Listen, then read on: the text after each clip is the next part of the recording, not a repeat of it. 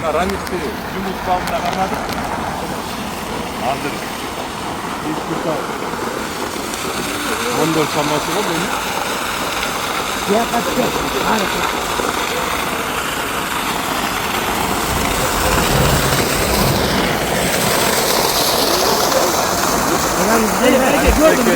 Жумуш бабында кармадык. Азыр Анан кийин карайчыбыз. Алга стадион бар. Стадионда кармайт десек, сосын учуде көрүшүм керек деп учу жерге келип эмне болду сен? Ол жерде тилеге каршы биздин Дирвинкабыз 3 күндөн бери суу жок болуп, насос жуюп, мына жаны эле насосту оңдодук. Ошого келдим, текшерип жатам.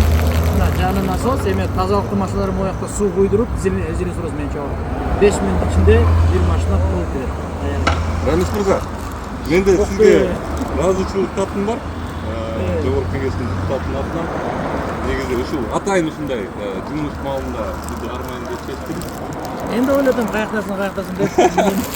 Негизи мындай окуп торжественно беришим керек эле, бирок Рамис менин досум болот. Ошол себептен Рамис сизди жүрөктөн куттуктайм.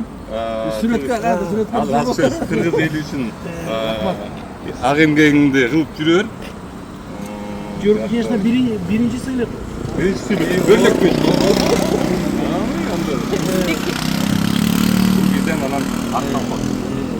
Кыргыз эли үчүн андайын калыкпай эмгектенип жүрөбүз. Сизди чын жүрөктөн куттуктайм. Ата мекениме кызмат кылам. Анан Рахмат.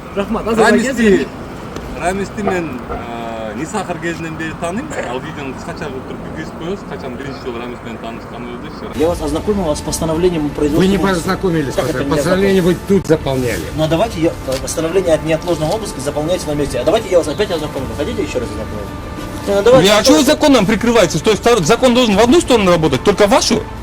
Илгертеден эле ушинтип тытынып жүргөн, тытын иштеп жүргөн кыргыздын садык уулдары болуп эсептелет. Ошол үчүн баары жок куттайм сизди. Рахмат. Кем сөзгөч болуп?